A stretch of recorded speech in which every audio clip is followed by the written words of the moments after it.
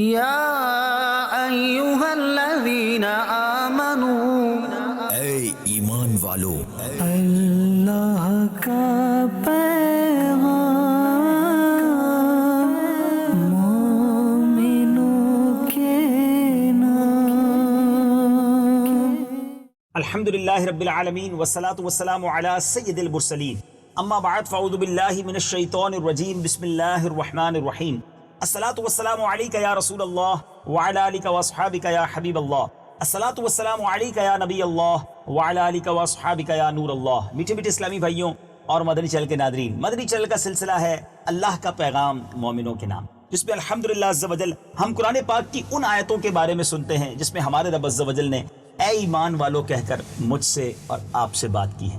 آئیے آج دیکھتے ہیں قرآن پاک کے کون سا پارہ ہے، سورت کون سی ہے اور آیت نمبر کون سی ہے۔ سورہ مائدہ آیت نمبر 106 اور پارہ ہے 7واں۔ پہلے تلاوت قرآن سنتے ہیں، پھر اس کا ترجمہ اور پھر تفسیر صراط الجنان سے اس کے بارے میں خوبصورت مدنی پھول۔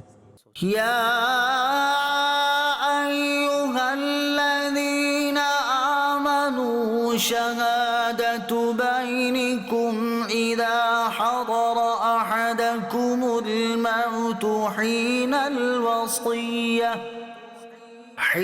الوصیۃ اثنان ذوا عدل منکم او آخران من غیرکم ان انتم ضربتم فی الارض فاصابتکم مصیبۃ الموت تحبسونهما من بعد الصلاة فيقسمان بالله إن ارتبتم لا نشتري به ثمنا ولو كان ذا قربى ولا نكتم شهادة الله إنا إذا لمن الآثمين۔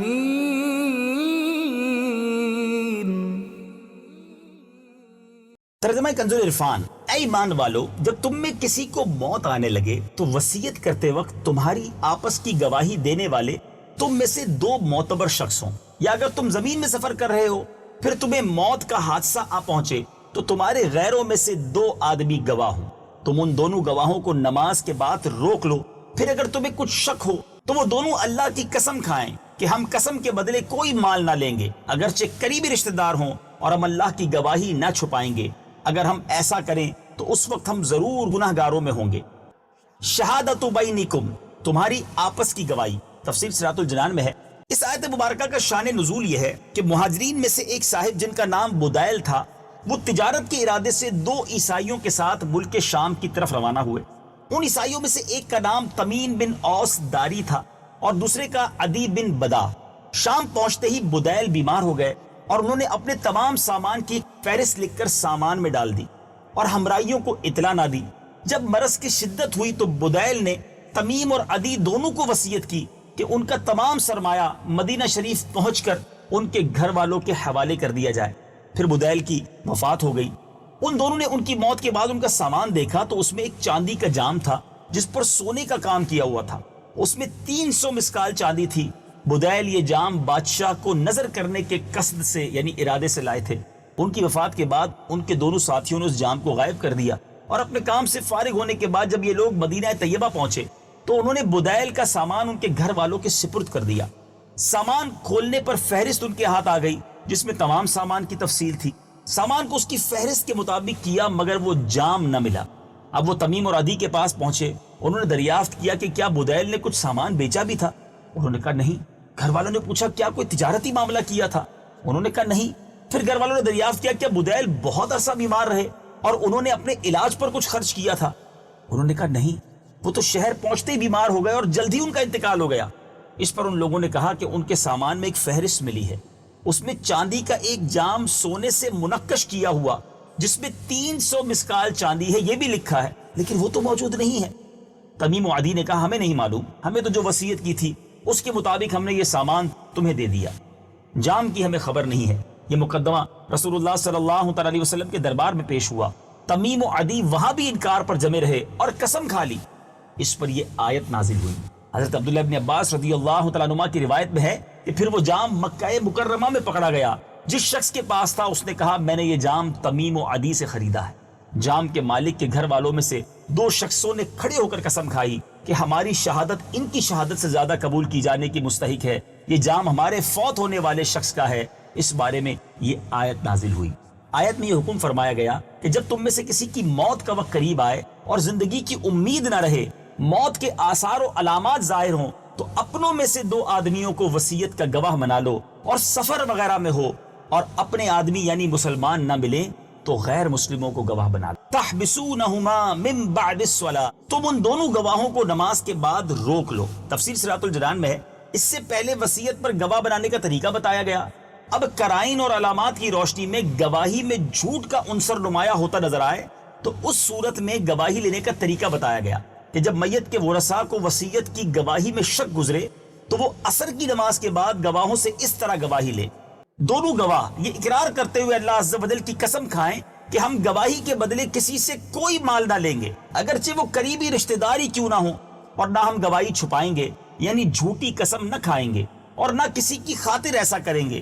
اگر ہم ایسا کریں تو اس وقت ہم ضرور گناہ گاروں میں سے ہوں گے۔ آیت میں نماز سے مراد عصر کی نماز ہے۔ سب لوگ چاہیں ان کا تعلق کسی بھی دین اور مذہب سے ہو اس وقت کی تعظیم کرتے تھے اور اس وقت میں جھوٹی قسم کھانے سے بچتے تھے۔ میٹھے میٹھے اسلامی بھائیوں، تفسیر صراط الجنان کے مدنی پھول تو پورے ہوئے، آئیے تفسیر نعیمی سے بھی کچھ بڑے پیارے مدنی پھول حاصل کرتے ہیں۔ اس آیت سے مفتی احمد یار خان نعیمی نے بڑے پیارے پیارے فائدے، بڑے پیارے پیارے نکات بیان کیے ہیں۔ آپ لکھتے ہیں کہ اسلام میں وصیت بڑی اہم چیز ہے۔ دیکھو رب تعالیٰ نے وصیت کے متعلق یہاں مسلسل کئی آیات نازل فرمائیں، اس پر گواہ بنانے کا طریقہ بتایا، حالانکہ دوسری جگہ قرآن مجید میں گواہی کے متعلق عام قانون بنا دیا گیا ہے۔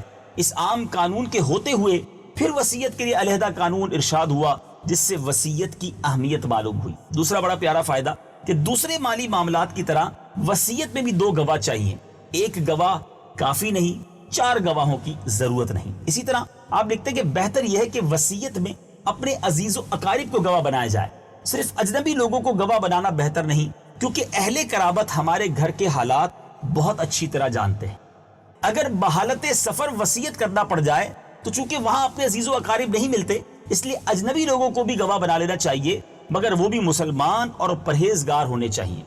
سبحان اللہ۔ اسی طرح فرمایا کہ نماز عصر اور اس کے بعد کا وقت بڑی عظمت والا ہے، اس وقت دن رات کے فرشتے جمع ہوتے ہیں اور اللہ کے مقبول بندوں کی موجودگی وقت اور جگہ کو مقبول بنا دیتی ہے۔